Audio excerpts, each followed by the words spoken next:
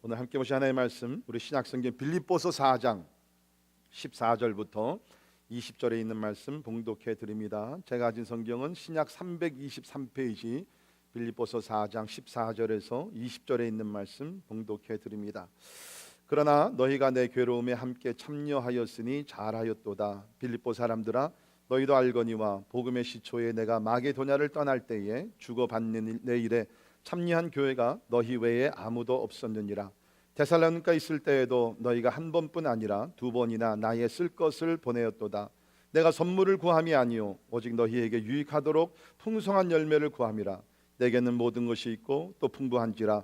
에바브로디도 편에 너희가 준 것을 받음으로 내가 풍족하니 이는 받으실 만한 향기로운 제물이요 하나님을 기쁘시게 한 것이라. 나의 하나님이 그리스도 예수 안에서 영광 가운데 그 풍성한 대로 너희 모든 것을 쓸 것을 채우시리라. 하나님 곧 우리 아버지께 세세 무궁하도록 영광을 돌릴지어다. 아멘. 아멘. 우리는 지난 7번 동안 이제 우리 스트레스에서 기쁨이라는 설교 주제를 가지고 우리가 빌립보 4장을 중심으로 해서 말씀을 우리가 같이 공부했습니다. 여러 차례 제가 말씀드린 대로 스트레스 자체는 나쁜 것이 아닙니다. 어떤 면에서 하나님께서는 우리를 창조하시고 이 스트레스라는 것을 몸에서 받게 하셔서 이제 그것으로 인해서 우리가 좀 어려운 일이 있을 때 그것을 우리가 잘 보호할 수 있도록 디펜스 메커니즘으로 하나님께서 우리 삶 속에서 이런 스트레스를 이렇게 받게 하신 것이죠. 그래서 스트레스를 우리가 관리를 잘하게 되면 사실은 이것이 우리에게 도움이 되는 그러한 요소라는 것입니다. 자, 이번 주에 설교를 준비하면서 재미있는 기사를 하나 읽었습니다. 그 제목이 스트레스와 치매라는 것입니다. 그래서 우리 치매병이 전 세계적으로 참 많이 퍼지고 또 많이 또 어려움을 당하고 있는데, 미국 아리조나 주에 가면은 선밸리라고 있습니다. 갔다 오신 분 계세요? 선밸리? 안 계십니까? 예, 우리 아리조나 저도 가보진 않았는데 이 아리조나에 가면 선밸리라는 도시가 있는데 그 도시는 주로 미국에서 부자들이 돈을 많이 벌고 이제 그곳에 와서 은퇴하면서 마지막 생애를 보내는 곳이라고 합니다. 너무너무 평안하고 모든 것이 잘 갖추어지고 참 호화롭고 그렇게 사람들이 사는데, 최근에 거기 이제 한 팀이 들어가서 연구를 했어요. 치매와 또 여러 가지 문제에 대해 연구를 했는데 한 가지 발견한 것이 뭐냐면, 좀 이렇게 복잡하고 사람들이 많이 있고 좀 나름대로 어떤 또 사고나 이런 것들이 일어나는 그 지역과 비교했을 때 이렇게 조용하고 모든 것이 이상적이고 아름다운 환경에서 사는 그 선밸리에서 사는 사람들의 치매 발병률이 더 높다는 연구 결과가 나왔습니다. 너무나 모든 것, 시설도 너무나 좋고요, 훌륭한 거 의사들도 많이 있고 그야말로 무슨 그 시끄러운 소리나 이런 것들도 없고 자동차들도 다 20마일, 25마일 밑으로 다 조용히 달리고 그런 도시인데 그 가운데서 치매 발병률이 더 높은 결과가 나왔다는 거예요. 참 희한해가지고서 알아보니까 그 가운데 없는 것이 3가지가 있었다고 그럽니다. 첫째는 뭐가 없었냐면은 스트레스가 없었고, 둘째는 걱정이 없었고, 세 번째는 변화가 없었다는 것입니다. 그래서 그 연구팀이 들어가 조사한 결과 스트레스가 없고 염려가 없고 변화가 없다 보니까 치매병에 더 걸리게 되는구나, 이것이 이제 드러났어요. 그래서 그 선밸리에 사는 사람들이 이제는 그곳을 떠나서 원래 본인들이 그 살던 곳으로 다시 또 이사를 해가지고서 이런 좀 복잡한 도시로 다시 또 이사한다는 소식을 들었습니다. 자, 그러니까 여러분께서 은퇴하시고 나서 선밸리로 가는 것이 아니라 계속 여기서 시끌벅적하게 서로 막 싸우기도 하고 부딪히기도 하고 좀 사고도 있고 이런 지역에서 잘 살다가 주님의 영광에 재림을 만날 수 있기를 주의 이름으로 축원합니다. 만약에 꼭 이사를 하셔야 되면 선밸리는 가지 마시고 저쪽 노스캐롤라이나, 어떻게 패치 형님 괜찮아요? 거기는 조금 스트레스 받습니까? 오케이. 참 재미있는 그런 그 결과를 또 보게 되었는데, 이제 이런 면에서 스트레스 자체는 우리에게 나쁜 것이 아니하고, 어떤 면에서 스트레스를 우리가 좀 받을 때 우리 신체적으로 면역성도 또 이렇게 생기게 된다. 그런 것을 여러분이 좀 기억하시면 좋겠는데요. 우리 지난 그 7번 동안 우리 빌립보서 4장에 있는 말씀을 통해서 스트레스는 우리가 받을 수밖에 없고 또 잘 관리하면 좋은데, 스트레스를 받을 때 어떻게 우리가 해소할 수 있겠느냐, 우리 몇 가지를 살펴봤죠. 첫 번째는 4절에 있는 말씀 통해서 우리가 배운 것이 뭐냐면 기뻐해야 된다. 우리 4장 4절에 주 안에서 항상 기뻐하라, 내가 다시 말하노니 기뻐하라. 이 말씀드린 대로 스트레스를 받게 되면 우리 몸에서 좋지 않은 호르몬, 코르솔이라는 호르몬이 나오게 되는데, 하나님께서 우리 몸을 만드셔서 우리가 또 기뻐하게 되면은 이러한 엔돌핀이라는 호르몬이 나와서 이것이 밸런스가 되게 된다는 거예요. 근데 그것이 엔돌핀이라는, 우리가 기뻐할 때, 웃을 때 우리 몸에서 이런 엔돌핀이 나오게 된다고 제가 말씀을 드렸죠. 두 번째는 온유하라 그랬습니다. 5절에 너희 관용을 모든 사람에게 알게 하라. 주께서 가까우시니라. 이 관용이라는 것은 다른 말로 온유하라는 것입니다. 대부분의 여러분과 제가 받는 스트레스는요, 대인관계에 생기는 스트레스가 가장 많습니다. 그렇지 않습니까? 그럴 때 그 대인관계 속에서 받게 되는 스트레스를 어떻게 우리 해소할 수 있느냐? 마음의 자세를 바꿔요. 온유하면 돼요. 관용하면서 이해하고 사랑하고 섬기고, 원수를 갚으려고 하지 말고 원수를 위해서 기도하고 용서하면 나도 모르는 사이에 대인관계에 생겼던 스트레스가 해소가 된다는 것입니다. 그 다음에 6절부터 7절에 있는 말씀을 보면 기도하라 라고 말씀드렸죠. 아무것도 염려하지 말고 다만 모든 일에 기도와 간구로 너희 구할 것을 감사함으로 하나님께 아뢰라. 여러분 진짜요, 특별히 마음이 복잡하고 마음이 무겁고 눌리고 그럴 때, 스트레스 받으실 때 여러분 다른 것 하려고 그러지 마시고요, 기도해 보세요. 진짜 하나님 앞에 나와서 정말 마음을 다해서 여러분 기도해 보세요. 그러면 물론 그 기도가 하나님께 영광이 될 뿐만 아니라 우리 신체적으로도 이 스트레스를 풀리게 된다는 거예요. 여러분 사실 아시는 대로 이 목사들이 이 목회라는 것이 스트레스를 가장 많이 받는 그 직업이라 그러죠. 그런데 어떻게 감당하느냐? 기도로 푸는 거예요. 기도로. 그러니까 오늘 사도 바울이 주시는 말씀이 뭡니까? 기도하라. 그러면 7절 하반절에 그리스도 예수 안에서 너희 마음과 생각을 지키시리라. 하나님의 평강이 그리스도 예수 안에서 너희 마음과 생각을 지켜주신다. 하나님의 평강으로 채워주신다. 그 다음에 우리 8절을 통해서 생각하라 라고 얘기하고 있죠. 8절에 보시면 우리 8가지 덕망을 우리가 그때 같이 보면서 끝으로 형제들아 무엇이든지 참되며 무엇이든지 경건하며 무엇이든지 오르며 무엇이든지 정결하여 하며 무엇이든지 사랑을 받을 만하며 무엇이든지 칭찬받을 만하며 무슨 덕이 있든지 무슨 기름이 있든지 이것들을 뭐하러? 생각하라. 대부분의 우리 골치 아픈 거예요. 생각을 우리가 복잡한 걸 생각하니까는 더 스트레스를 받는 거예요. 그런 걸 하지 말고 여기에 나온 8가지로 아름답고 거룩한 것들 생각하라. 그렇게 말씀하셨습니다. 그 다음에는 우리가 9절에서 배운 것이 뭡니까? 생각하는 것을 행하라 그랬어요. 9절에 너희는 내게 배우고 받고 듣고 본 바를 행하라. 그리하면 평강의 하나님이 너희와 함께 계시리라. 말씀을 듣고 생각하는 것을 행할 때 평강을 주실 뿐만 아니라 평강의 하나님이 너희와 함께 계신다 그랬습니다. 믿으십니까? 아멘. 행할 때, 말씀을 행할 때 평강의 하나님께서 우리와 함께 하신다. 그리고 우리 지난주에 우리가 함께 배웠던 것 10절에 13절을 통해서 자족하라. 어떤 상황이 있든지 가난할 때든지 부할 때든지 자족하는 그 삶. 환경이 좋아서가 아니라 이것은 비결이라 그랬어요. 시크릿. 이것은 우리가 배워야 된다 그랬습니다. 그래서 사도 바울은 비록 감옥이 있었지만 열악한 환경이 있지만은 자족하면서 기뻐하는 삶을 살았다는 것입니다. 그래서 제가 지난주에 드린 말씀이 우리가 자족하기 위해서 2가지를 조심해야 되는데, 하나는 우리가 업그레이드하는 생활. 물론 우리가 형편이 다 주어지고 업그레이드하면 좋아요. 그러나 무리해서 너무 우리가 업그레이드, 휴대폰을 업그레이드 하려고 그러고 컴퓨터 자꾸 업그레이드 하려고 그러고 여러분의 자동차를 너무 이렇게 풀 옵션으로 업그레이드 하려고 그러면 이제 무리가 돼서 더 스트레스를 받게 된다는 거죠. 그러면서 우리가 비교하지 말아야 된다.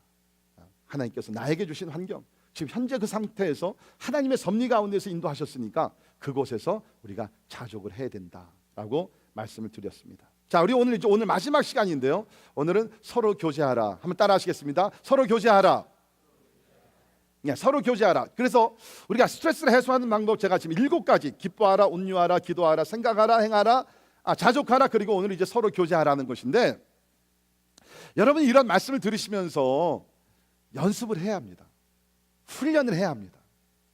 제가 설교를 준비하면서 어느 기사를 읽으니까 재미있는 내용이 있어 함께 나누기를 원합니다. 미국의 유명한 저자 그리고 저널리스트가 된 멜컴 글래드웰이라는 분이 있습니다. 이분이 2008년도에 Outliers라는 그러한 책을 썼어요. 이 Outliers라는 것이 뭐냐면 세상에서 굉장히 수준 높게 성공한 사람들, 그래서 High Levels of Success. 그래서 어떻게 그 사람들이 운동선수에다가 연예인에다가 사업가에다가 모든 사람 통틀어서 저들이 성공한 비결이 무엇인가, 이것을 관찰해서 책을 냈는데요. 그 중에 하나 이분이 강조한 것이 뭐냐면 성공한 사람들이 우연히 성공한 것이 아니라는 거예요. 그 정상에 오른 것이 그냥 어떻게 되다 보니까 그렇게 된 것이 아니라 엄청난 노력을 했다는 거예요. 그래서 이분이 이 책에서 강조하시는 것이 뭐냐면 10,000 hours rule. 그러니까 모든 일에서 전문가가 되기 위해서는, 뛰어나기 위해서는 그 일을 위해서 적어도 10,000시간을 투자를 해야 된다는 거예요. 10,000 hours rule. 그러니까 운동선수도 그렇고 성공한 사람들도 음악인들도 보면 적어도 최소한으로 그 일을 위해서 많은 시간을 투자를 했다는 거예요.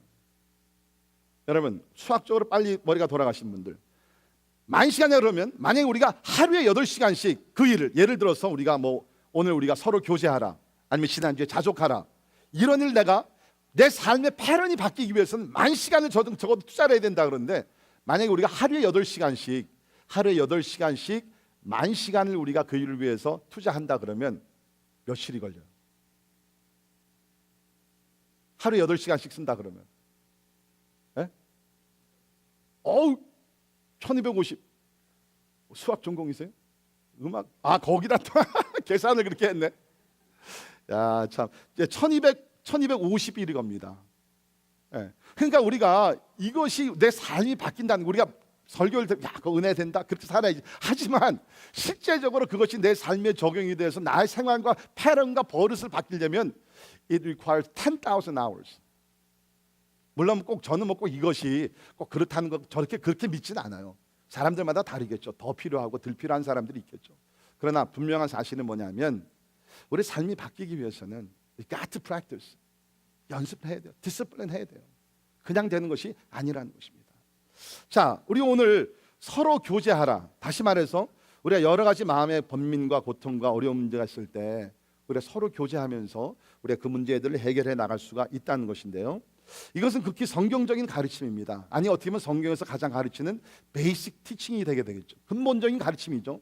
우리가 마태복음 23장에 보면 주님께서 성경에 나오는 많은 법들을 2가지 법으로 다 요약하셨죠. 첫째는 하나님을 사랑하는 것이고, 두 번째 법은 뭐예요? 뭡니까? 서로 사랑하는 것입니다. 첫째는 우리가 몸과 마음과 정성과 목숨을 다 바쳐 하나님을 사랑하고, 이와 같이 likewise 서로 사랑하는 것이 하나님의 근본적인 전체 법이에요. 그러니까 우리가 여러 가지 문제 있을 때 우리가 하나님께 앞에 나가서 기도할 뿐만 아니라 우리가 서로 사랑함을 통해서, 서로 교제를 통해서 우리는 문제들을 해결할 수 있고, 그것이 하나님께서 우리 가운데 주신 어떠한 해결 방법이라는 거예요. That's God's solution for us. 자, 그런데 우리가 서로 교제하고 서로 사랑하는 것이 이 말로만 하는 것은 아니죠. 실제적으로 우리가 행동으로 옮겨야 된다는 것입니다.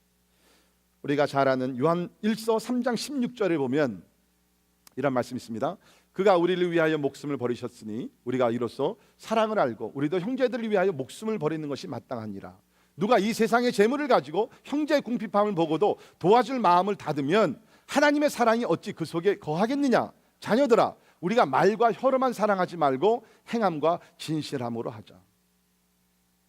요한 1서를 쓴 사도 요한은요, 요한복음을 기록한 저자입니다. 요한복음 3장 16절에서는 하나님이 세상을 이처럼 사랑하사 독생자를 주셨으니 하나님의 사랑에 대해서 말씀했고, 요한일서 3장 16절에서는 그 하나님의 사랑을 받은 사람들은 서로 사랑을 해야 된다. 그런데 구체적으로 행함과 진실함으로 하자. 한번 따라하시기 바랍니다. 행함과 진실함으로 하자. 네, 말은 이것은 별로 상관이 없어. 행함과 진실함으로 우리가 하는 것이 that what will count. 네.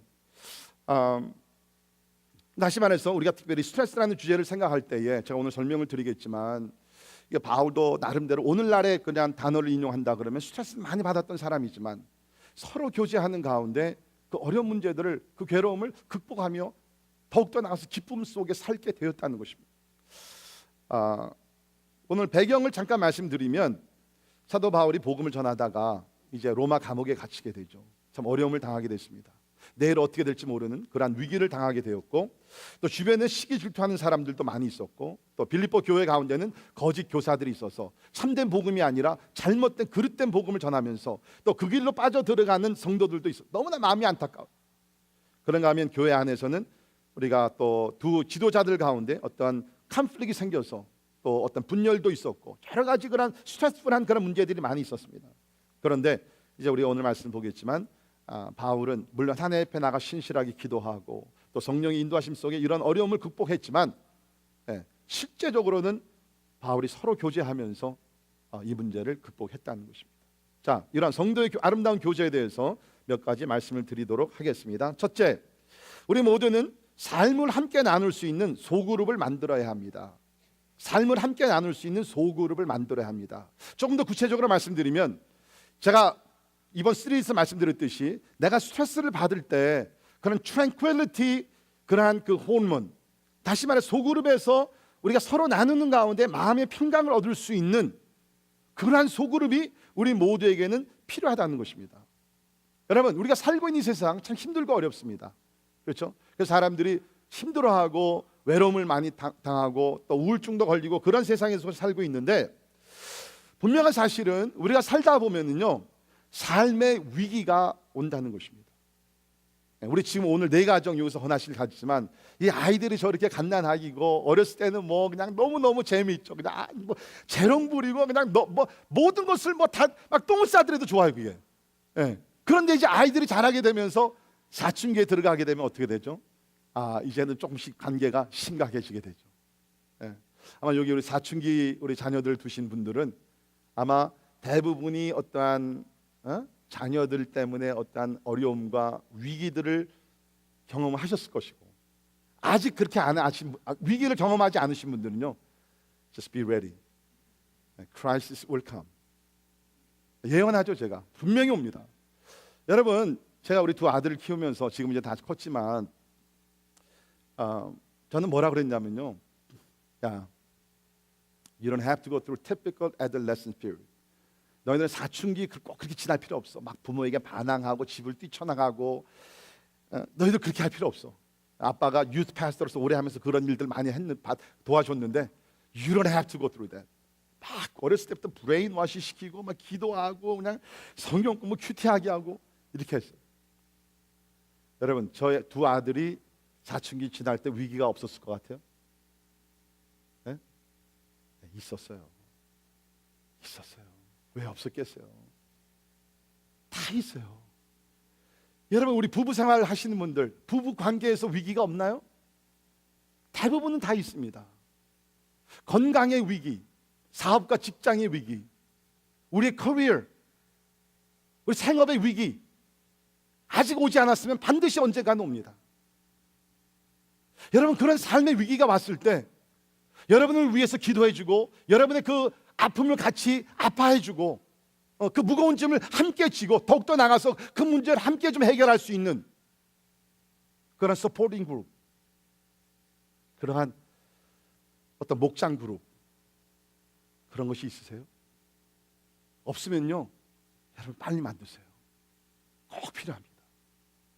위기라는 것은 반드시 오게 돼요. 물론 뭐 꼭 위기를 우리가 위해서는 아니지만, 그러더라도 분명한 것은 우리는 살다 보면 여러 가지 괴로운 일들이 있는데 그때 혼자 해결이 안 된다는 거예요.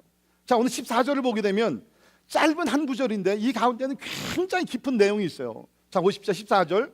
그러나 너희는 누구죠? 빌립보 교인들이죠. 너희가 내 괴로움, 내가 누구예요? 사도 바울이잖아요. 그렇죠? 빌립보 교인들이 내 괴로움, 사도 바울의 괴로움에 함께 참여하였으니, 여러분, 바울이 신령한 사람이었어요. 말씀과 능력의 사람이었어요. 그러나 그에게도 괴로움이 있었다는 것입니다. 근데 괴로움이 있었을 때 빌립보 교회 교인들이 참여하였다. 여기 참여했던 단어가 보통 우리가 얘기하는 교제입니다. 너희들이 나와 함께 교제를 나눴다는 거예요. 그러니까 여러분, 우리가 보통 얘기하는 그 펠로십, 교제라는 것은 뭐 우리가 뭐 커피 한 잔 마시고 무슨 그런 차원이 아니라 괴로움에도 우리가 같이 동참을 하는 것이에요. 네, 빌립보 교회 교인들이 바울의 괴로움에 동참을 했는데 바울이 그래서 너무 고마워하면서 잘하였도다. 너희들이 너무너무 잘했다는 것이에요. 이 좋다, 잘했다는 단어가 우리 헬라어로서 크게 두 가지 단어가 있는데, 첫째는 아가토스라는 단어입니다. 이 아가토스라는 단어는 어떤 무슨 뭐 물질을 이렇게 주고 받았을 때 내가 참 고맙습니다, 그런 마음에서 사용되는 단어가 아가토스고, 그 다음에는 또 다른 단어가 있습니다. 그 단어는 뭐냐면 칼라오스라는 단어가 있어요. 칼라오스. 이 칼라오스는 뭐냐면 진짜 내가 어떠한 인격과 인격 사이에서 받은 어떠한 그 사랑의 도움, 그것에 대해서 너무너무 감격했어. 이게 물질을 뛰어넘어서 이거는 인격과 인격 속에서 그 만남 속에서 받게 되는 그 고마움을 얘기하는 거예요. 근데 지금 여기서 바울이 뭐냐면은 너희가 나를 위해서, 우리가 17절에도 보면 이제 선물을 보내주고, 오늘날 얘기하면 선교 헌금이겠죠, 후원금이겠죠, 보내줬는데 너희들이 진짜 잘했다. 내가 무슨 물건을 받아서 내가 잘했다는 것이 아니라 내 마음 깊은 곳에서 너무나 감사하는 마음이 당신들을 향해서 많이 있습니다. 그러니까 이 부분을 제가 The Message 영어 성경을 보니까 이렇게 번역을 너무너무 잘했어요. 제가 인용을 하죠. The Message Bible 자주 사용하세요. 예, The Message 성경은요, 문자를 그대로 번역한 것이 아니라 뜻을 잘 살려서 컨텍스츄얼라이즈를 해가지고서 번역한 것인데 보세요. 14절 이렇게 번역했어요. It was a beautiful thing you came alongside me in my trouble. 한국말로 번역을 한번 해본다 그러면 여러분들이 내가 고통 중에 있을 때 내 곁으로 와준 것은 너무 아름다운 것이었습니다. 사실 빌립보 교인들은 거기에 그 대표되는 에바브로디도를 보냈거든요. 모든 사람들이 온 것은 아닙니다.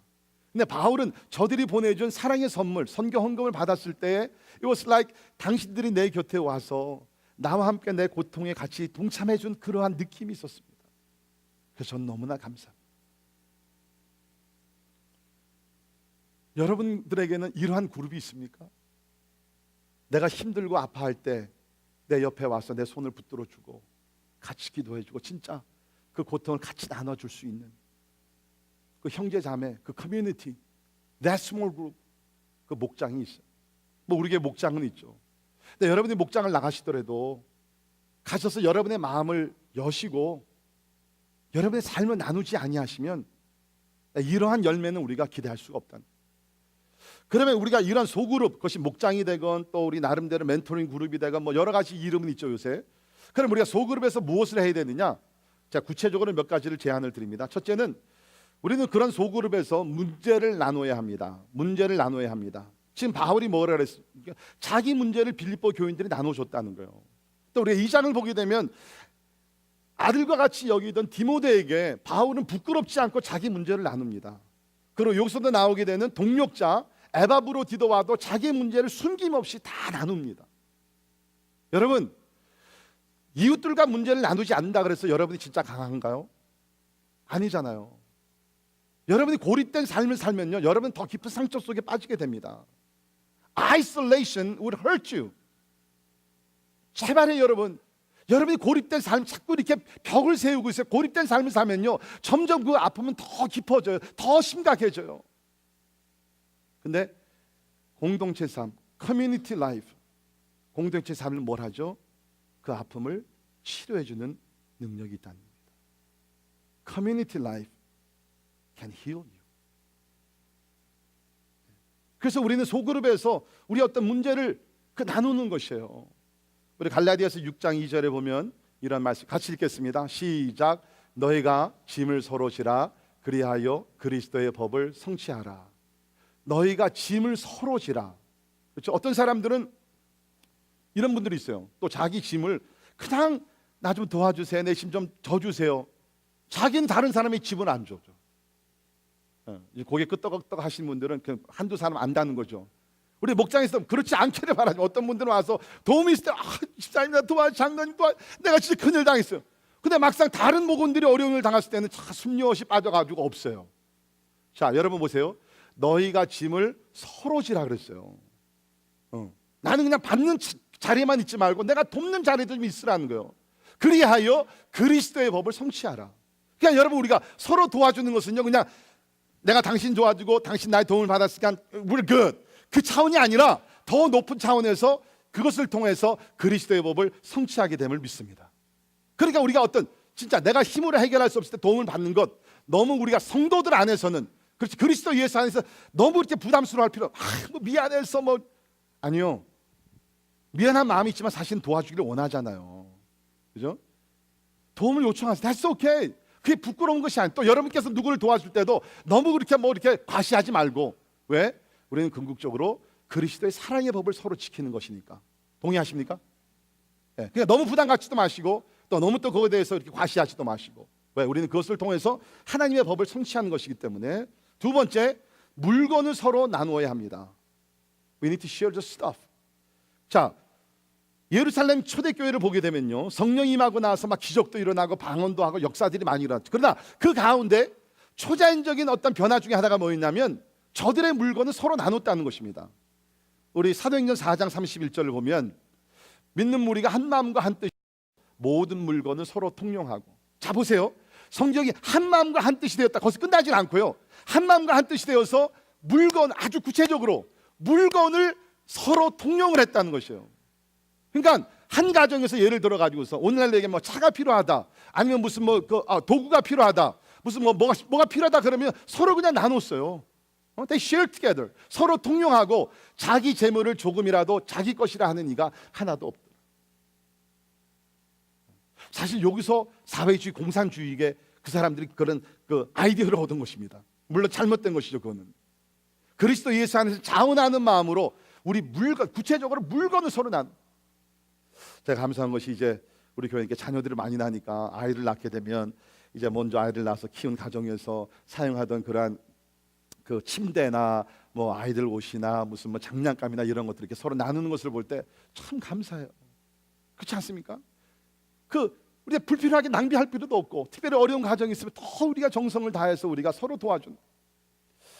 우리 5월 마지막 주일날 우리 송유한 선교사님 우리 쿤시역에서 이제 러시아 교회를 설립을 하셨습니다. 이제 우리 교회 두 번째 러시아 교회가 설립이 됐는데, 우리 설립 예배를 참석을 하면서 제 마음이 얼마나 기뻤는지 몰라요. 왜 그러냐면 우리 송유한 선교사님 가정이 세 따님을 데리고 부부가 지난 작년 12월 24일 날 JFK 공항에 도착을 했죠. 그래가지고서 우리 교회 25일 날 크리스마스 예배 때 참석을 하셨습니다. 사실은 저는요 그 목사님 가정을 이쪽에 청빙하고 이거 선교를 할 수 있도록 다 모든 걸 했지만 저는 사실 굉장히 부담이 많았어요. 왜냐면 부부가 온 것도 아니고 그 세 자녀가 함께 와가지고서 어떻게 진짜 살아갈 수 있을까? 처음에는 우리 교회에서 이제 후원하는 후원금밖에 없었거든요. 근데 세 자녀가 와서 여기부터 살고, 또 퀸시역에 굉장히 그 물가가 비쌉니다. 어떻게 살아갈까? 그런데 하나님께서는 이 모양 저 모양으로 축복하시고 공급하셔서 미국 오신 지 5개월 만에 뭐 본인의 가정이 정착할 뿐만 아니라 5개월 만에 러시아 교회를 개척을 해가지고서 얼마나 훌륭하게 설립 예배를 드렸는지 몰라. 할렐루야. 그런데 제가 왜 기뻤냐 하면 그 기쁜 이유 중에 하나가 처음에 왔을 때, 그 가정에 왔을 때 여러분 모두가 다 도와드렸어요. 많은 분들이 여러분 가정에서 침대를 어떤 분들은 도네이트 하셨고요, 어떤 분들은 그릇 세트, 브랜드 최고예요.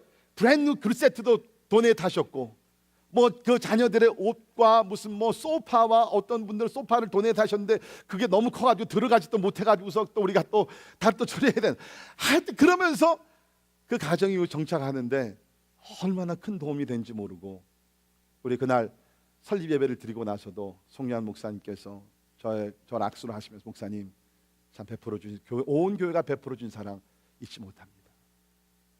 물건을 서로 나눌 때 그렇죠? 진짜 우리에게 큰 힘과 용기를 줄 수 있는 것이에요. 그 다음에는 우리가 이런 소그룹에서 우리는 경험을 나눌 수 있습니다. 굉장히 중요한 포인트인데, 사실 이 지역에 사시는 분들은 물론 경제적으로 어려울 때도 있죠. 대부분은 우리가 그것보다는 이런 경험을 나누는 것이 우리에게 굉장히 큰 혜택이 될 줄로 저는 생각이 돼요. 우리 소그룹에 모여가지고서 그런 경험 이야기, 가정의 경험 이야기, 또 직장 사업에 대한 경험 이야기, 신앙에 대한 어떤 내가 있었던 일 이야기들 쭉 나누다 보면 거기서 진짜 필요한 지혜를 얻게 되는 것이에요. 저는 그렇게 믿어요. 그러니까 우리 목장에서는 우리가 성경 공부보다는 말씀을 중심으로 해서 실제적인 삶 속에서 일어날 일들을 서로 자꾸 나누자고 제가 격려를 하고 있어요. 거기서 우리가 어떤 실패하고 또 성공했던 이야기들, 자녀 기르면서 또 배웠던 어떤 지혜와 이런 것들을 이렇게 나누게 되면 실제적으로 그것이 진짜 우리에게 힘과 도움이 되는 것이에요. 여러분, 보통 우리가 그런 얘기가 있죠. 실패는 성공의 어머니다. 그러면서 내가 실패했더라도 that's okay, 내가 실패를 했지만 내가 성공의 길로 올라갈 수 있다, 그렇게 생각을 합니다. 근데 여러분, 그 실패라는 것이요, 여러분이 직접 꼭 경험을 안 해도 된다는 것이에요. 다른 사람이 실패한 것, 그 경험 이야기를 들으면서 저렇게 하면 안 되는구나, 그 지혜를 우리가 배우는 것이에요. 저도 이렇게 가끔 우리 목사님들과 만나서 교제를 하다 보면 이 목회에서 뭐 힘들고 어려웠던 일들 여러 가지 그 이야기를 나누게 됩니다. 그러면 거기서 지혜를 얻는, 저렇게 목회해야지 하나님이 기뻐하시는 거룩한 건강한 교회를 세울 수 있구나. 또 얘기를 들으면서 실패에 대한 이야기, 여러분 목회자로 실패 안 하겠어요? 실패합니다. 저도 뭐 실패 안 하겠습니까? 저도 어떤 일을 했다가 안 되는 일들도 많이 있어요. 그 이야기를 그냥 허심탄회하게 다 나누게 되면 거기서 우리가 지혜를 얻는 거예요. 그러니까 여러분, 가끔 여러분들 내가 너무 바쁘니까 목장 모임 못 간다. 아니요, 그러지 마세요. It is good for you. 이런 모임이 여러분에게 좋아. 영적으로 육적으로 모든 면에서 많이 도움이 돼요. 그런 기회를 놓치지 마세요. 포인트는 뭐냐 하면 우리에게는 서로 교제할 수 있는, 내가 진짜 힘들고 어렵고 위기를 당했을 때 그 어려운 문제를 함께 나눌 수 있는, 함께 짐을 질 수 있는 그런 소그룹이 필요하다는 것이죠. 자, 두 번째, 이런 소그룹 모임, 이런 관계를 지속적으로 유지하는 것이 필요합니다. 지속적으로. 이게 굉장히 중요한 것입니다. 여기 오늘 본문 말씀 보게 되면 바울과 빌립보 교회 교인들은요, 원타임 펠로십이 아니었어요. 그러니까 바울이 빌립보에 들어가서 복음을 전하고 교회를 개척하면서 한번 만나고 또 바울이 빌립보를 떠났을 때 오케이 사요나라 끝이, 그게 아닙니다. 자, 오늘 말씀 보십시오. 15절에 빌립보 사람들아 너희도 알거니와 복음의 시초가 내가 마게도냐를 떠날 때에 주고받은 일에 참여한 교회가 너희 외에 아무도 없었느니라. 주고받았다는 것이 뭡니까? 바울은 그곳에 들어가서 복음을 전했고 빌립보 교인들은 복음을 듣고 구원을 받게 되면서 바울에게 필요한 재정적인 도움을 줬다는 것입니다. 주고받은 일이죠. 그런데 16절을 보시면 데살로니가에 있을 때에도 너희가 한 번뿐 아니라 두 번이나 나에 쓸 것을 보내었도다. 그러니까 빌립보 교회는 뭡니까? 바울이 빌립보 도시에서 사역을 할 때뿐만 아니라 떠나서 데살로니가 다른 지역을 가고 지금 로마 감옥에 들어가 있지만 지속적으로 이러한 성도의 교제를 가지면서 바울에게 도움을 줬다는 거예요. 여러분, 현재 우리는요, 인스턴트 제너레이션, 모든 것이 다 인스턴트, 일시적으로 그냥 빨리빨리 이루어지는 그런 시대에 살고 있습니다. 음식도 인스턴트 푸드, 그렇죠? 이제 그러다 보니까 우리의 관계도 암암리의 인스턴트 릴레이션십. 그냥 한 번 만나서 오케이, 예, 하이, 하와, 뭐 허그 해주고, 그런데 그 관계가 오래 가지 못해요. 우리 현실적으로 지금 가정들, 부부들이 그 처음엔 얼마나 뜨거운 마음으로 서로 사랑하고 있겠습니까? 근데 좀 가다 보면 여러 가지 어떤 성격 차이나 여러 가지 이유로서 금이 가고 갈라지고 그 관계가 헤어지고. 요새도 보면 그런 것 같아요. 친구들 관계도 그런 것 같아요. 옛날에는 진짜 우리가 고향 친구라든지 초등학교라든지 중학교라든지 이렇게 되면 참 그 관계가 굉장히 오래 가지 않습니까? 그런데 요새는 그렇게 좀 만나서 이게 그 친구 관계도 오래 가지 못하는, 직장의 동료들, 더 안타까운 것은 교회 성도들의 관계도 그냥 만나서 그냥 이렇게 하다가 교회를 떠난다든지 아니면 다른 또 어떻게 생기면은 또 관계가 또 이렇게 또 멀어지게 되는. 저는 목회하면서 제가 참 안타까운 것 중에 하나, 그리고 제가 기도하고 노력하려고 하는 것 중에 하나가 뭐냐면, 저는 우리 교회 성도들의 관계가 좀 오래 가면 좋겠어요. 진짜로 오래 가면 세상 사람들, 어떤 면에서 세상 사람들의 관계는 우리보다 더 끈끈하더라고요. 근데 사실 우리 그리스도 예수 안에서 같은 피를 받은, 같은 영을 받은, 같은 믿음을 가진, 하나님의 나라에 대한 꿈을 가진 사람들인데 왜 우리들의 관계가 이렇게 깊어지지 못하는? 다는 아니죠. 보게 되면 이렇게 그 관계가 오래가는 분들이 있습니다. 특별히 오늘 제가 보니까 우리 패트리 형제님 가정, 이렇게 뉴저지로 우리 교회 다니시다가 지금 노스캐롤라이나 이사 가셨는데 1년에 가면 한두 번씩 이렇게 꼭 오셔서, 그렇죠? 같이 이렇게 얼굴을 맞대는 얼마나 감사한. 진짜 저는 우리 한성원 집사님 저 중국까지 이렇게 파견을 나가가지고서 거기서 일을 하시다가, 그렇죠? 근데 집사님 계속 앞으로 우리 교회 여기 나오실 거죠 이제? 직장 문제가 잘 해결이 될 줄 믿고. 참 얼마나. 지난번에 우리 중국에 갔는데 우리 집사님 가니까 미국보다 훨씬 더 바쁘시더라고. 출장을 왜 이렇게 많이 다니시는지. 베이징에 갔는데 우리가 갔는데도 잠깐만 만나 식사하고 그 다음날 아침에 또 어디로 또 출장 가신대요. 근데 감사한 게 목사님 그러나 여기까지 오셨으니까 자기 출장 갔다 하루 이틀 있다 또 오게 되니까 꼭 또 오시라는 거예요. 그래가지고서 우리 미국에서는 경험하지 못하는 우리 집사님 이 기사를 또 보내주셔가지고서 기사가 운전하는 차 괜찮더라고요. 우리 또 기도해 주시고 같이 또 성도의 교제를 나누고 얼마나 감사한지 몰라요. 교회를 떠나더라도 관계가 끝날 수는 없잖아요. 이 바울과 빌립보, 그래서 여러분 보십시오. 이 바울과 빌립보 그 교회 교인들의 관계가 어느 정도냐 하면요, 1장을 같이 보십시오. 1장 8절을 보시면 1장 8절을 보세요. 내가 예수 그리스도의 심장으로 너희 무리를 얼마나 사모하는지 하나님이 내 증인이시니라. 너무 멋지지 않습니까? 바울이 빌립보 교회를 떠난 지가 오래됐어요. 그런데도 바울은 떠나 있지만 저들을 위해서 항상 기도하면서 그리스도의 심장으로 너희 무리를 얼마나 사모하는지 하나님이 내 증인이라. 여러분, 우리들의 관계가 그리스도의 사랑으로 이러한 관계가 될 줄 믿습니다. Instant relationship이 아니라 consistent relationship, lifelong relationship. 자, 평생 우리가 함께 갈 수 있는 아름다운 그러한 성도의 교제, 또 관계가 이루어지기를 주의 이름으로 축원합니다. 자, 그런데 그러기 위해서는 이것이 그냥 쉽게 되지는 않습니다. 서로 노력을 해야 되고요, 또 희생을 해야 합니다. 제가 이미 말씀드린 대로 바울이 이 빌립보 교회를 위해서 목숨을 걸고 희생을 했어요. 우리 사도행전 16장을 보게 되면 빌립보 지역에 들어가서 복음을 전하다가 감옥에 들어가서 죽을 고비를 경험하게 되지 않습니까? 그 정도로 바울은 빌립보 교회 교인들을 위해서 처음부터 목숨을 걸고 희생을 했어요. 그랬더니 빌립보 교회 교인들도 바울을 위해서 얼마나 많이 희생했는지 몰라요. 우리 고린도후서 8장 9장을 보게 되면 이 빌립보가 전체적인 마게도냐 지역에 있었거든요. 근데 이 빌립보 교회가 마게도냐 지역에 있는 대표적인 교회였습니다. 근데 그 교회가 예루살렘의 어려움 흉년을 당했던 성도들과 또 바울을 위해서 어느 정도로 돕고 헌신을 했느냐 한번 보세요. 우리 고린도후서 8장 2절을 보시면 환난의 많은 시련 가운데서 그들의 넘치는 기쁨과 극심한 가난이 그들의 풍성한 연보를 넘치도록 하게 하였느니라. 자, 이 말씀 보면 지금 여기 있는 빌립보 교회가 예루살렘 교회를 구제하고 또 바울을 뒤에서 계속해서 협력하고 도와주었을 때 저들이 뭐 편안하고 넉넉해서가 아닙니다. 환난의 많은 시련 가운데서 환난이 있었어요. 더 보면 극심한 가난 속에 있어요. 영어를 보게 되면 extreme poverty. 그냥 가난이 아니라 진짜 막 너무너무 힘들고 가난한 상태에 있었어요. 그런데 더 힘들고 어려운 예루살렘에 있는 성도들과 바울 같은 사역자들을 위해서 풍성한 연보를 넘치도록 했다는 것입니다. 그러니까 여러분, 우리가 이웃을 돕는 것, 어려움을 당한 성도들, 또 우리 선교사님 돕고 하는 것은요, 내가 뭐 넘치기 때문에, 내가 물질의 여유가 있기 때문에 하는 것이 아니에요. It's a matter of your heart.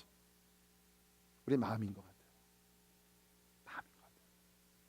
빌립보 교인들 극심한 가난 속에서도 더 어려운 사람들을 기억하며 복음 전하는 주의 종들을 기억하면서 풍성한 연보를 보내면서 이 일에 동참을 했다는 것입니다. 그러니까 그 다음 절에도 보면 고린도후서 8장 3절도 보시면 내가 증언하노니 그들이 힘대로 할 뿐 아니라 힘에 지나도록 자원을 했다. 그러니까 바울과 이 빌립보 교회 그 관계가 그냥 뭐 단순히 뭐 모여서 한번 예배 드리고 뭐 성경 공부하고 그런 것이 아니라 피차 간에 희생이 있는 거예요. 희생. 여러분들이 지금 누리고 있는 그 퍼스널 릴레이션십, 그 관계들을 생각해 보세요. 특별히 오래된 그 관계들 생각해 보면 대부분의 그런 관계들은요, 희생이 따랐기 때문에 관계가 오랫도록 지속이 됐습니다. 부모와 자녀 간의 관계, 부모가 희생을 했잖아요. 그러니까 그 관계가 영원히 가는 것이에요. 부부 관계도 아내가 남편을 위해서, 남편이 아내를 위해서, 또 자녀를 위해서 희생하기 때문에 관계가 오래 가는 것이에요. 그러니까 우리가 어떤 이런 관계들을 생각하며 나아갈 때 여러분이 진짜 그러한 affectionate, 그냥 사랑이 넘치고 서로 케어를 해주고 그런 관계를 여러분께서 원하시면요, 여러분이 희생하셔야 돼요. 시간을 희생하시고 물질을 희생하시고 그 외 것들을 희생하셔야지 그런 아름다운 성도의 교제가 이루어지게 된다는 거예요.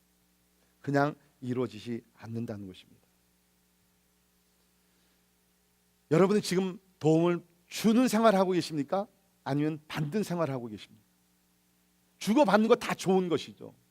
그러나 우리가 성경을 보게 되면 사도행전 20장 35절에 보면 이런 말씀이 있습니다. 또 주 예수께서 친히 말씀하신 바 주는 것이 받는 것보다 복이 있다 하심을 기억하여야 할지니라. 그러니까 가능하면 내가 받는 것도 하나님의 법을 성취하는 것이라 그랬어요. 그러나 가능하면 뭡니까? 주는 자가 되도록 시간을 주고 물질을 주고 사랑을 주고, 하나님께서 말씀하신 바 주는 것이 받는 것보다 복이 있다. 여러분, 굉장히 오늘 살고 있는 이 시대는 이기적이고 자기 중심의 어떤 그러한 우리가 세대에 살고 있습니다. 우리는 이것을 반대의 어떤 삶을 살아야 된다. 오히려 나를 더 희생하고 더 내가 섬기고 낮아져서 나를 통해서 이웃 사람들이 도움을 받을 수 있는 그 자리에, 그렇게 될 때 우리는 지속적으로 이 아름다운 성도의 그 교제를 갖게 될 줄 믿습니다. 그리고 마지막으로 이제 성도들의 교제 가운데는 주님이 함께 하시는 것을 기억해야 합니다. 특별히 17절부터 20절에 있는 말씀 보게 되면 바울이 이 빌립보 교회 성도들과의 관계를 통해서 몇 가지를 얘기합니다. 첫째는 뭐냐면 바울이 빌립보 교회에서 보내준 선물에 대해서 진짜 감사해야 합니다. 너무너무 감사하다. 다른 교회들은 한두 번 하고 끝났는데 당신들은 진짜 지속적으로 내가 지금 멀리 로마의 감옥에 와 있는데도 나를 이렇게 생각하면서 도와주니 너무너무 감사합니다. 그 표현을 했어요. 그러나 두 번째로 바울이 얘기하는 것은 뭐냐면, 우리가 지난주에도 봤지만 사실은 내가 당신들에게 너무너무 감사하지만 나는 그러한 도움이 없더라도, 후원이 없더라도 나는 자족합니다. 그러니까 우리가 이걸 잘 이해해야 돼요. 바울이 진짜 감사했어요. 어떤 분들은요, 특별히 교회 안에서 가끔 그런 분들이 있어요. 누가 이렇게 도와주면 아니 뭐 하나님께서 그렇게 하라는 건데. 맞아요. 하나님께서 하라는 것이지만 하나님께서 그 사람을 통해서 여러분을 도와준 거예요. 우리 감사하는 성도들이 되기를 주의 이름으로 축원합니다. 감사해야 돼요, 여러분. 바울이 감사해요. 그러나 바울은 감사하지만 만약에 당신들이 나를 도와주지 않았더라도 I'm okay. 왜? 나는 자족하는 그 비결을 가지고 살았기 때문에. 감사했지만 궁극적으로 바울은 뭐요? 사람들의 어떤 도움에 의존하지는 않았다는 것입니다. 하나님을 의존했죠. 자, 그러면서 우리가 배우는 것이 뭐냐면, 거기 있는 말씀을 보시면 우리 빌립보서 우리 4장 18절 하반절에 보면 너희가 준 것을 받음으로 내가 풍족하니, 그러니까 감사하는 거죠. 이는 받으실 만한 향기로운 제물이요 하나님을 기쁘시게 한 것이라. 당신들이 나에게 도움을 주었지만 이것은 궁극적으로 하나님께 드린 향기로운 제물이었다는 거예요. 향기로운 제사였다는 것이에요. 그리고 하나님을 기쁘시게 한 것이다. 다시 말씀드립니다. 바울이 감사했어요. 고마워했어요. 그렇지만 바울은 뭡니까? 당신과 우리 사이에 예수 그리스도가 계신데 당신들이 나에게 보내준 것은 사실은 하나님께 드린 향기로운 제물이었고, 그러므로 당신들은 궁극적으로 하나님을 기쁘시게 한 것입니다. 그래서 뭐라 그럽니까? 19절을 보세요. 나의 하나님이 그리스도 예수 안에서 영광 가운데 그 풍성한 대로 너희 모든 쓸 것을 채우시리라. 아멘. 뭡니까? 내가 주의 이름으로 누구를 도와주고 내가 주의 이름으로 선교사님들을 위해서 후원하고 우리가 선경을 보내고 할 때 우리는 개인적으로 어떤 리턴을 우리가 기대해서는 안 된다는 거예요. 내가 한번 밥을 샀으니까 또 한번 밥을 사야 되고, 그거는 하나님을 모르는 사람들이 하는 거예요. 나는 내가 누구를 도와줬으면 그 사람과 나 사이에서는 그냥 접으세요. 잊으세요. 왜? 우리는 궁극적으로 하나님께 하는 것이고 하나님께서 그 모든 선한 일에 최고의 것으로, 그러니까 풍성한 것대로 너희 모든 쓸 것을 채우시리라. 아멘. 혹시 여러분들 가운데 누구를 참 이렇게 그 어려운 상황에서도 정성을 다해서 도와줬는데 그 상대방이 어떤 이유인지 간에 별로 이렇게 감사의 표시도 안 하고 또 어떤 리턴도 없었어요. 그래서 좀 마음이 상해했어요. 인간이니까. 여러분, 오늘 그것을 푸시기를 바랍니다. 하나님께서 그 모든 것을 아시고요, 그 사람이 갚아주지 못하는 것 하나님께서 하나님의 풍성한 것으로 가득가득 넘치게 채워주실 줄을 믿습니다. 그래서 이제 어떻게 끝나죠? 거기 20절에 있는 말씀 보면 하나님 곧 우리 아버지께 세세무궁하도록 영광을 돌릴지어다. 아멘. 빌립보 교인들과 바울의 관계였는데 궁극적으로는 다 하나님을 바라보면서 하나님 곧 우리 아버지께 세세무궁하도록 영광을 돌릴지어다. 문맥적으로 보게 되면 나는 당신들을 위해서 희생하며 사랑을 했고 당신들은 나를 사랑하면서 잊지 아니하고 계속해서 후원 헌금과 모든 관심을 가져줬는데 이것이 하나님께 영광이 되게 된다는 거예요. 그러니까 왜 우리가 서로 교제하느냐? 물론 우리가 내가 도움도 받고 뭐 지혜도 어떤 그런 프랙티컬한 면도 있지만 궁극적으로는 이것이 하나님께 영광이 된다는 것이에요. 저는 우리 교회가 이런 교회가 되기를 주의 이름으로 축원합니다. 힘들고 어려운 문제들 함께 나누고 함께 기도하고 함께 우리가 참 슬픔도 나누고 기쁨도 나누고 스트레스도 나누고 그러는 가운데 하나님의 법을, 서로 사랑하는 하나님의 법을 이루어서 우리가 하나님 앞에 영광을 돌리고 하나님이 기뻐하시고 우리의 필요를 하나님께서 풍성하게 채워주시는 그 넘치는 은혜가 여러분 모든 가정 가운데 임하기를 주의 이름으로 축원합니다. 기도하겠습니다. 하나님, 우리가 이 세상에 살면서 아마 주님 오시는 그날까지는 문제와 시련과 고통, 아픔, 낙심, 또 스트레스에서 우리는 자유되는 날은 없을 것입니다. 그러나 감사한 것은 첫째는 하나님이 우리와 함께 하시고 하나님께서 우리를 위로하시지만, 또 둘째는 하나님께서 이러한 아름다운 성도들을 주셔서 서로 기도하게 하시고 서로 짐을 나누게 하시고 또 실제적으로 우리의 필요를 서로 나눌 수 있도록 사랑의 공동체를 주셨습니다. 하나님, 오늘날 많은 사람들이 고립된 가운데서 외롭게 살아가고 있습니다. 그러나 주님, 우리 교회 안에서 하나님의 사랑으로 부르심을 받은 우리들, 목장에서 또 작은 모임들을 통해서 인격적인 만남을 통해서 서로 짐을 나누게 하시고 서로 사랑하라는 하나님의 법을 성취하는 우리 모두 되게 하여 주시옵소서. 그럴 때 하나님께서 기뻐하시며 하나님께서 또 우리가 선을 베풀 때에 하나님의 풍성한 것으로 채워주신다고 약속하셨습니다. 주님, 오늘 마음에 이것이 위로가 되게 하시고 계속적으로 지속적으로 아름다운 관계를 지키며 하나님의 영광을 위해 함께 달려가는 우리 모두 되게 하여 주옵소서. 예수님 이름으로 간절히 기도하옵나이다. 아멘. 다 일어나셔서 같이 찬양하십니다.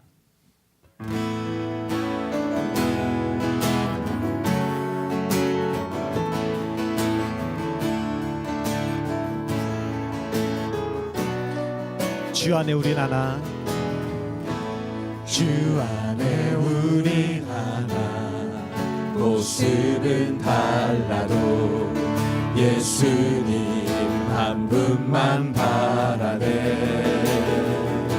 사랑과 선행으로 서로를 격려해 따스함으로 보듬어가니 주님 우리 안에 함께 계시니 형제자매의 기쁨과 슬픔 느끼네. 내 안에 있는 주님 모습 보네. 그분 기뻐하시네.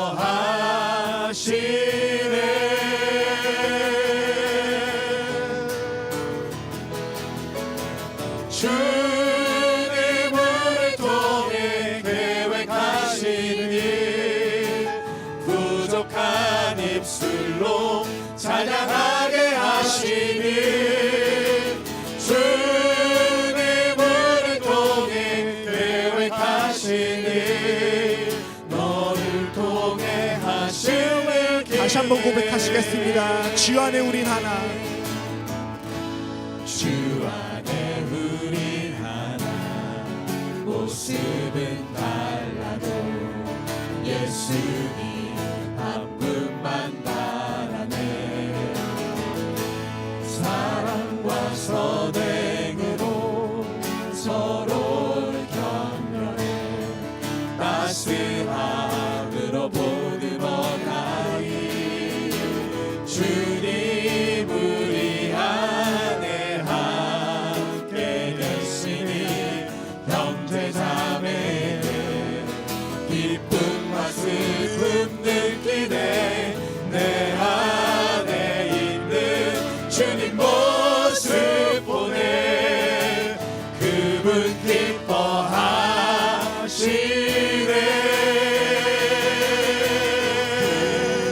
기뻐하시네. 주님을 통해 계획하시니 부족한 입술로 찬양하게 하시니 주님을 통해 계획하시니 너를 통해 하시는 기대. 주님을 통해 주님을 통해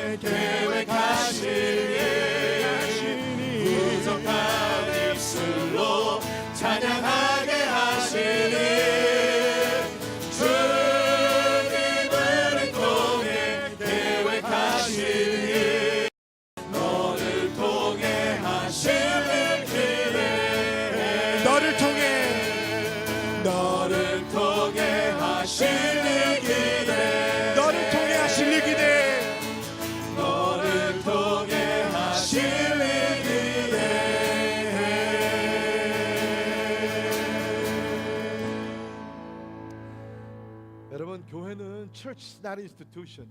It's not an organization. 교회는요 세상의 어떤 단체가 아니에요. 교회는 하나님의 가족입니다. Family of God. 가족이 좋은 것이 뭐예요? 다른 곳은 모르지만 가족은요 아무리 큰 실수, 죄를 범하고 실패하고 한다 할지라도 그 가정은요 다 받아주잖아요. 다 덮어주잖아요. 그리고 함께 나가잖아요. 제가 이 교회 여러분의 담임 목사로 있는 이상엔 제가 한 가지 약속 드릴게요. 여러분의 어떤 고통과 아픔이 있다 할지라도 교회가 함께하고 제가 함께하죠. 세상 사람들이 다 여러분을 버리고 등을 돌린다 할지라도 Church will be with you. 이 교회가 여러분과 함께. 교회가 절대로 여러분을 그 위기 속에 버려두지 않고 목장이 책임지고 안 되면 교구에서 안 되면 우리 교회에서 우리 리더십 어떠한 일이 있다 할지라도 절대로 여러분을 가만두지 버려두지 않고 그게 교회 삶이에요. 교회는 설교도 아니고 교회는 행정도 아니고 교회는 사랑의 공동체인 줄 믿습니다. 설교가 좋아서 프로그램이 좋아서 교회 오는 것 한계 있어요. 교회는 하나님의 가족. 서로 사랑하고 돌보라고 우리를 부르신 줄 믿습니다. 이 시간 한번 기도하실 때 아마 우리 지금 지체 가운데서도 어려움을 당한 개인들과 또 자녀들, 가정들 있을 겁니다. 특별히 이 시간 다시 한번 기도할 때 우리 이관하 장로님 아들 우리 이삭 형제 선교를 하다가 말라리아에 걸렸어요. 지금 캔사스에서 지금 그 선교 단체에서 마지막 마무리를 하고 또 치료도 받고 있는데 다시 한번 우리 기도하면서 하나님 축복해달라, 기적을 행해달라 우리 기도하시고 오늘 내 가정 얼마나 귀합니까? 참 귀한 자녀들 주셨습니다. 주님 저 자녀들 믿음 가운데 잘 자라게 하시고 또 여러분의 목장 목원들 가운데 나름대로 어려운 문제 또 위기를 당하신 분들도 있을 겁니다. 우리 위해서 기도하면서 주님 나를 통해서 하나님의 사랑이 전달되기를 원합니다. 하나님 나를 통해서 하나님의 사랑이 실제적으로 나타나게 하시고 하나님의 서로 사랑하는 법을 지킬 수 있도록 주님 도와달라. 간절한 마음으로 통성으로 우리 한번 같이 기도합시다. 하나님 아버지 하나님의 시간에 간절히 기도합니다. 주님 아버지 주님 아버지 주시기를 간절히 기도합니다. 하나님 아버지 주님의 사랑을 주님 아버지 베풀어 주시기를 간절히 기도합니다. 하나님 아버지 하나님 아버지 주시기를 간절히 기도합니다. 하나님 아버지 주님 아버지 하나님 도와주시기를 간절히 기도합니다. 하나님 아버지 하나님 도와주시기를 간절히 기도합니다. 하나님 아버지 하나님 아버지 주님 아버지 하나님 하나님 아버지 도와주시기를 간절히 하나님 아버지 하나님 하나님의 사랑을 주님 아버지 하나님 서로 사랑합니다. 하나님 아버지 도와주시기를 간절히 기도합니다. 하나님 아버지 하나님 하나님 도와주시고 주님 아버지 하나님 하나님이 아버지 인하시길 위하여 감사합니다. 하나님 아버지 인하시고 주님 아버지 하나님이 아버지 하나님 도와주시기를 간절히 하나님이 아버지 인하시고 아버지 하나님의 사랑이 끌어오고 하나님의 영광을 드러내며 하시는 도와주시기를 간절히 기도합니다. 하나님이 아버지 하나님 주님 아버지 하나님의 삶의 위기를 당하시는 아버지 하나님의 위하시고 하나님 아버지 하나님을 바라보게 하시고 주님 아버지 하나님의 스스로를 주게 하시고 하나님 아버지 문제를 나누고 하나님 아버지 고통을 나누고 기쁨을 나누고 아버지 이해하시기를 간절히 기도합니다. 하나님이 아버지 이해하시고 주님 아버지 인하여 주시기를 간절히 기도합니다. 하나님이 아버지 도와주시고 하나님 아버지 이해하시고 주님 아버지 도와주시기를 간절히 기도합니다. 할렐루야 주님을 찬양합니다. 주님을 통해 계획하시니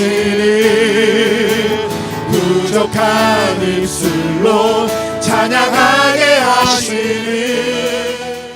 주님을 통해 계획하시니 너를 통해 하시는 기대 주님을 통해 계획하시니 부족한 입술로 찬양하게 주님을 통해 계획하신 일 너를 통해 하시는 기대 주님을 통해 계획하신 일 부족한 입술로 찬양하게 하시니 주님을 통해 계획하신 일 너를 통해 하시는 기대 너를 통해 하시는 기대 우릴 통해 하시는 기대